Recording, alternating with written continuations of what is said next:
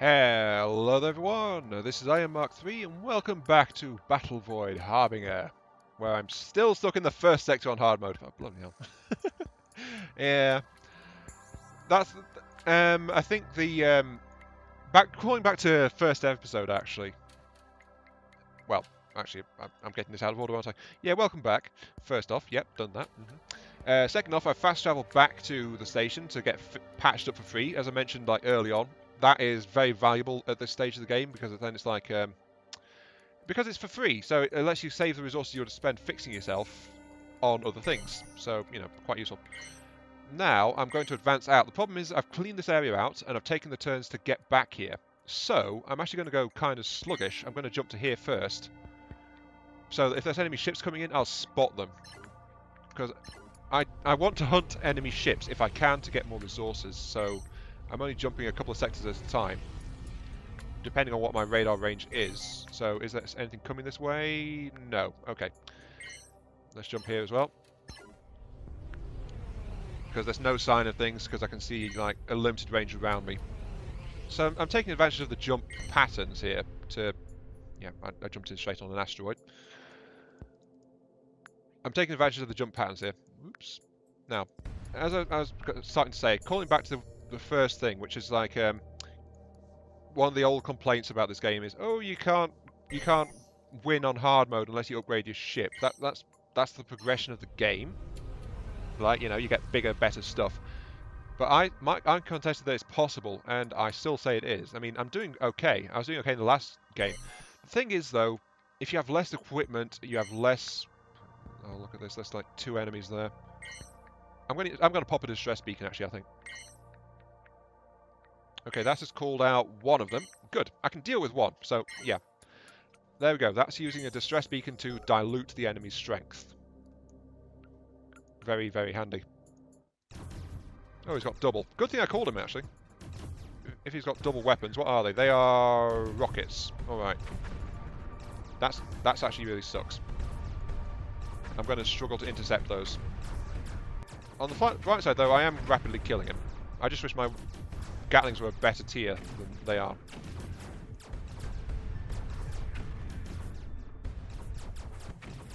Yeah. I've got this, I've got this. Okay, now I can focus fire on... Oh, never mind, he's dead. Right. Oh yeah, I forgot. You can use number keys to select things in this. I'm still kind of semi-used to the mobile thing, where I'd have to actually select the individual ship. I forgot that I can just use number keys to very quickly swap between them. Though I am, again, badly damaged by that. Bolter, no thank you, get rid of that. So, I've got 2,000 scrap here. I've got a few options of what I can do. I can go back to the station again. I can fix myself manually, which would cost me 200 scrap, which is actually not bad, especially since I've got 2,000 in reserve. Or I could buy a fighter and just hot swap it in. So I've got some fighter drones which would help fix me up. I think I'm just going to do a manual heal though, 208. There we go. Now there's a single enemy left in here. But the problem is there's a lot of fighters as well.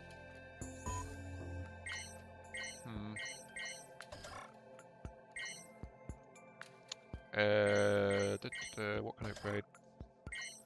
Because I've been pumping upgrades so fast and hard into my human Gatling guns, I've not really touched my main weaponry. That's a slight issue in terms of offense. I've been focusing more on the defense. That should be fine though. What I am going to do though is I'm going to load my projectile defense on one direction, so that's the upgraded one. I'm going to focus my defense on my right side, so my right side is flat out much more powerful in terms of anti-missile and anti-ship. So this side here, and then if I turn this towards an enemy with lots of incoming rockets and things, they have a better chance of interception. But I'm going to jump over here so I can have a chance to shred the enemy fighters before the enemy ship gets involved. Oh, and I'm right on a container. Alright. I've jumped in right on top of a couple of heavy enemy fighters as well, which is also useful. Okay, let's see what we've got. What have we got? Oh, it was a weak one. It jumped out. Okay. Alright. That's another problem, though. You can't see what the enemy is.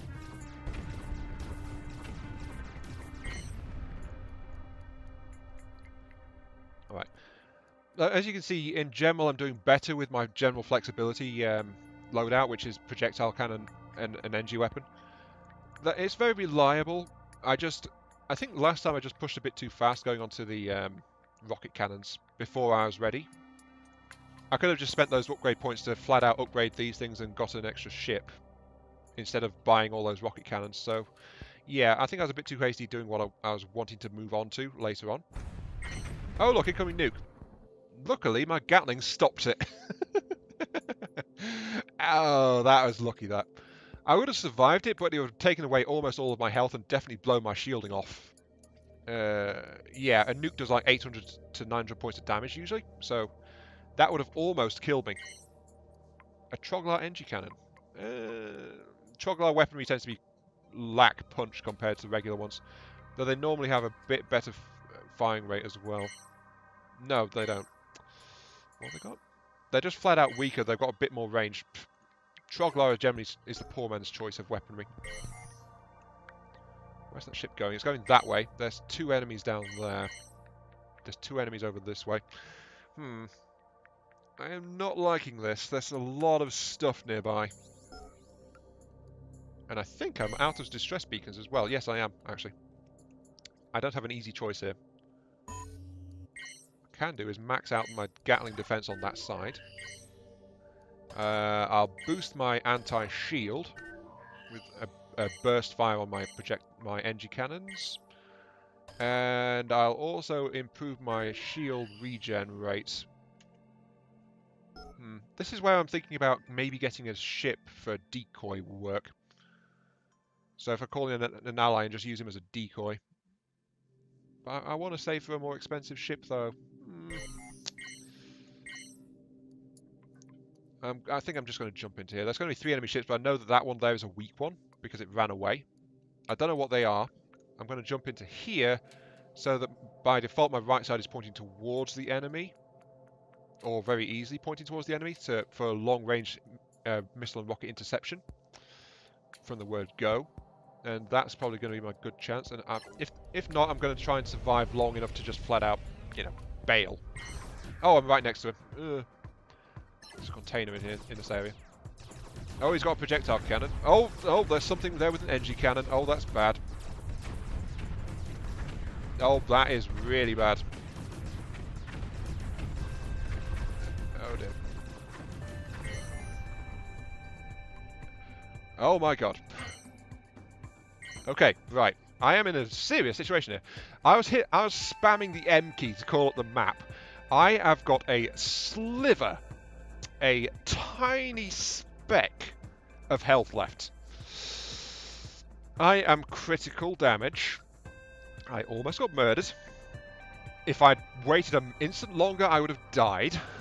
However, there is now an issue. If you are badly damaged and you jump out, enemy ships follow you. They jump in nearby, and they've got rockets. This is incredibly bad. Odds are I'm going to die again. And it's because I got overconfident with my weaponry. And I didn't know what the enemy had, and they had something which just flat out hammered my shields down. And then the projectile cannon was tearing through. And I was relying on those shields to protect me from the bulk of the enemy's lighter weaponry. So, that's really bad. So, I can jump out to here. There's 3 enemies and an enemy station. I die. I can jump out to here, but it's an asteroid field. The first asteroid to hit me would kill me. I die. I can jump out to here. There's nothing here, so, no additional enemies to deal with. The problem is they jump in next to me and murder me either way in those 3. My only chance is to go to this one. There's 3 more enemy ships here. I'm going to pull at least, I'd say, 2 hostiles with me when I go. Probably all 3. There's a lot of enemy firepower already here, but there's an allied station. And if it's a big one, it'll have a repair beam. If it's a small one, I'm going to die anyway. So, it's like, this is my one chance of survival. Oh dear. This is the only chance I've got. Okay, in we go. What have we got? What are we dealing with? Pause. It's a small one. It doesn't have anything that can help me. Yeah, I'm gonna die. Flat out, I'm gonna die. Dear. Yeah, here we go. Incoming rockets and things. My only chance now is to hide behind the thing. Yep, there we go. First rocket to get through my shielding, and I blow up. Yeah, hard mode is very, very unforgiving. On the bright side, I've leveled up though. I unlocked a light assault carrier, which is just better stats in general, but I think it's got less hard points. Yeah. But yeah, you can see what fun it is on hard mode on lighter ships. It's very, very unforgiving. I think that's why most people have a problem with it, actually. I'm against the Wanderers again? Okay, so I'm against the Wanderers again. So we know the score here. We want some point defense. No, wait. Yeah, we are Wanderers. Pick up a teleporter. Oh yeah, if I press cancel, it cycles through missions. So clear 2 sectors of enemies. Sure, I'll grab that one. So the problem is, you can only accept 1, and then you've got to do that 1. But this is also something that doesn't happen in the phone version, by the way. You can press cancel, and it'll give you a different mission. So I think that was probably in reaction to something or other from the community. Now, I started out with less, though. I can get a projectile cannon, which is the absolute minimum. I can also afford to upgrade it to burst fire, so I'll do that too. But I don't have the scrap to actually get an energy cannon straight off the bat. The last few runs we've started with 1,000. This time we started off with like 700. So yeah, there's some of the RNG starting resources kicking in there. So I can't actually effectively deal with an enemy capital ship at the moment. But I have got a burst fire cannon. If both shots hit, I can kill one of these guys in a single blast. But I've got to get to that point first. So yeah. But now I've got enough because an energy cannon is like 400. So buy that. There we go. Admittedly, the tutorial kind of recommends you get plasma cannons straight out because, admittedly, against capital ships, you do need the anti-shield firepower to blast through the shielding. Ships in the first sector, by the way, they have reduced hit points, so it's easier to kill them. Later on, their hit points get a lot thicker.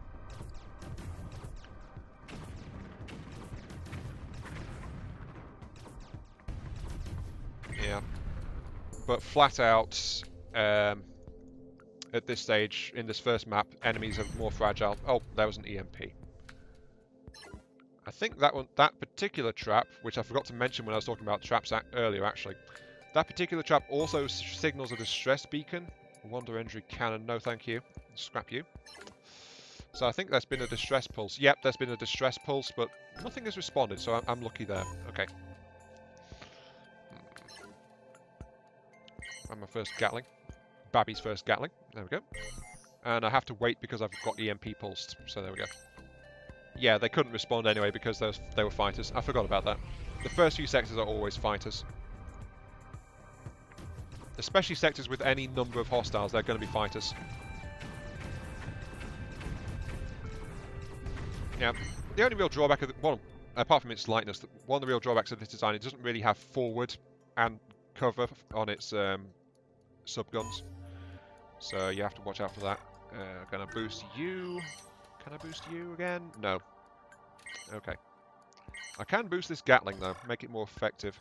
I'm actually going to save my upgrades though for the primary guns. Because if I'm going to again go Gatling heavy, like 4 Gatlings, because that's the enemies I'm against. But this time I'm going to save my upgrade points and pump them into my primary weaponry, rather than my secondaries. So last time I was upgrading in a defensive manner, this time I'm going to upgrade in an offensive manner. And we'll see how that works out. So it's like a different playstyle, slightly. I'm still tailoring my upgrades to the enemy I'm facing, but I'm adjusting it based to do something different. I'm going to go here actually, because that's another station. I'm going to clean it out, get another mission, then I'll go and do these. But I also need a bit of repair work as well, so that's why I'm going here. That enemy is one of those nastier ones. It's got rockets and projectiles, but there's a lot of allied fire here. So, yeah. Okay.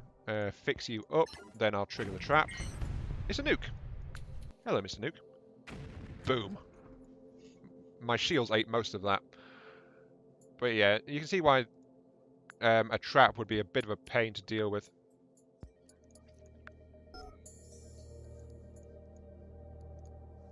Also, why am I not fixing? Oh well. Apparently because I already hit repair first and then I triggered that and took extra damage, it's kind of glitched out slightly. Okay, what do you got for me? Clear 2 sectors of enemies again. That's... yeah, I'll take that. And they also dropped a...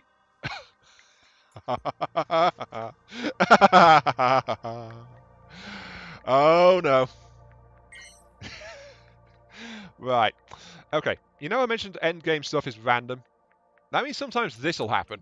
And you get an endgame weapon. Well, you call it endgame, it's different. You get a power weapon like this. This is a death ray of the celestial variety. So it's a death ray, but it's a celestial origin one, so it's actually more powerful than the regular death ray. 6-second charge time, that's bad on the charge. Can't actually upgrade the recharge time either. But every 6 seconds it fires for 187 damage and 312 hull. Death Ray is the only laser in the game that does massively more hull damage than shield damage. Oh dear. Right, I'm mounting that straight away, flipping heck. I can boost its damage potential as well by massive amounts, like that boosts it to 225, 312 to 360. So yeah, a single upgrade point will give me an extra 50 points of damage flat out. It's kind of inaccurate though, that's the drawback of the Celestial Death Ray along with its firing time.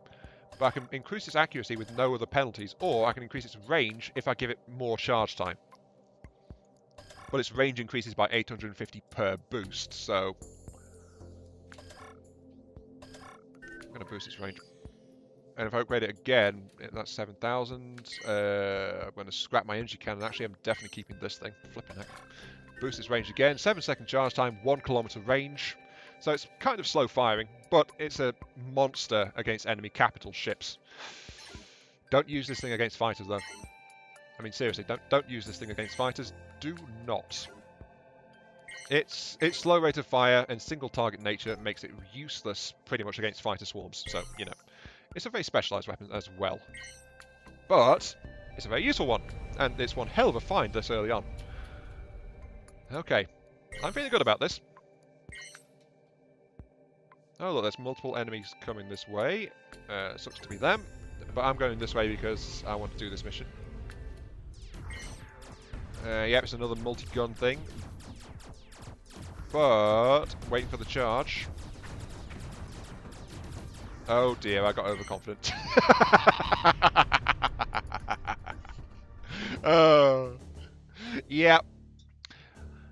And once again, hubris gets the better of me. That was one hell of a drop, and I squandered it by jumping straight into killing range of an enemy ship, which turned out to be one of the heavier versions of the enemy ships with a lot of DACA, and it just chewed me to pieces, so...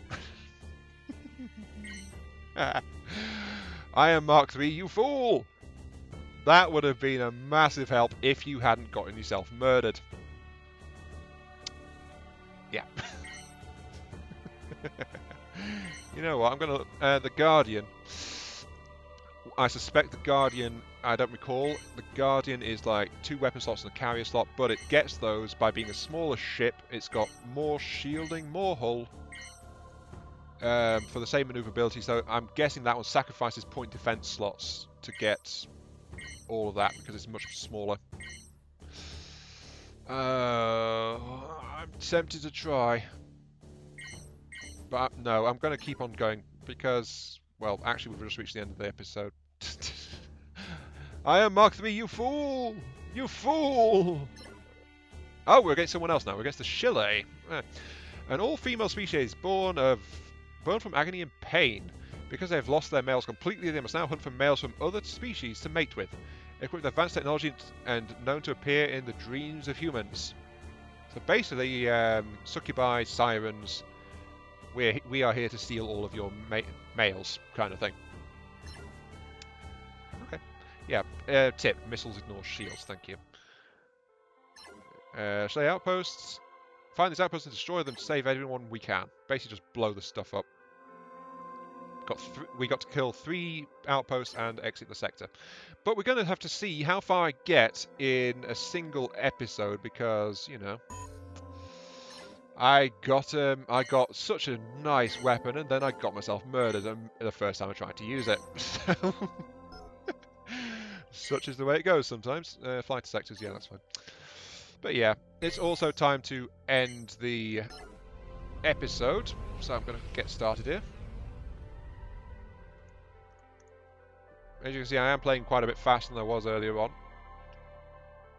Got to wait for that to finish because it's a black hole, so it's slowly blowing me up. Next sector is enemies. Alright. But yeah, this has been Iron Mark 3. Thank you all very much for watching. Hope you guys enjoyed the show.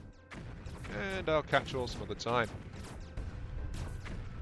Yeah, see you all later.